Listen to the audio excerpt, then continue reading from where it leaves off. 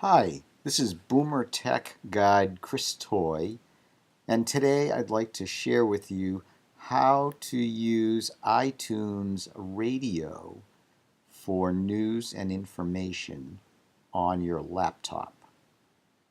Let's start by opening iTunes.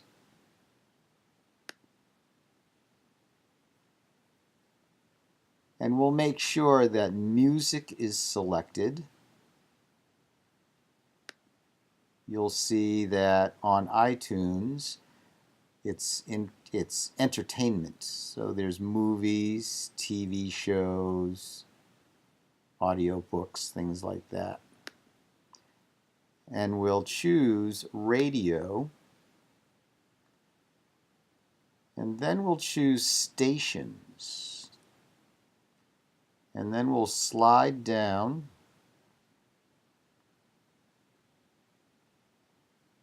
and you'll be able to see all of the different types of stations that are available.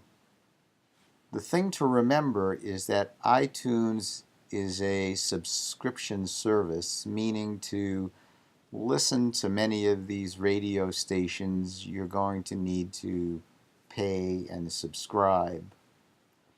Fortunately, for those of us who like news and information, a lot of those are free on iTunes. So we can select news and sports down at the bottom of the page. We'll just click on that and you'll see there's a number of radio stations that are available. I'm partial to National Public Radio, and to play a station, all you do is click on it. But in the last few months, his position on that has evolved, and now it seems as though New York State could be poised to legalize marijuana use. That's just one example of him shifting as a result, I would argue, of Cynthia Nixon getting into this race. And to silence it, you can simply click on the icon in the middle for pause and play. Let's take a look and see if we can tune into British broadcasting. Sometimes it takes a second or two for it to kick in because it's buffering coming through the internet. And the general feeling is that because of the need for parliamentary approval before the UK formally leaves on March the 29th of next year, that needs to be done by October, November. That gives you about 6 to 8 weeks from now. So we'll just click on that.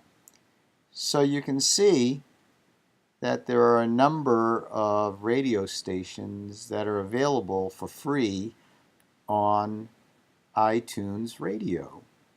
I hope you enjoyed that and give it a try. And if you have any questions, don't hesitate. Remember, you want to be on iTunes, music, and radio. Thanks for listening, and we'll see you next time.